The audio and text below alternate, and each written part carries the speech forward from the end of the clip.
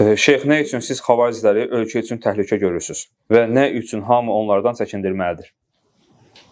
Xavariclər, mən deməmişəm ki, təhlükə. Peyğəmbərimiz sallallahu əleyhi və səlləm deyib.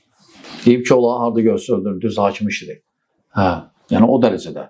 Bax, mənə başqa firqələr də var, onun ailəsini söyənlər və s. Onlar barədə heç nə deməyib. Amma məhz xavariclər barədə deyib.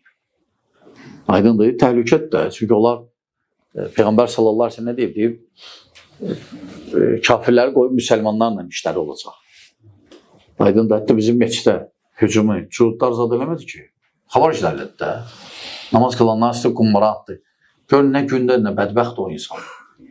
Ki, namaz qılan vaxtı səcdə qumbara atır müsəlmanların üstünə. Düz o kafir görür, ona görə. Hamısı gör necə fikirlərdir. Ona görə onlarla mübarizə aparmaq lazımdır.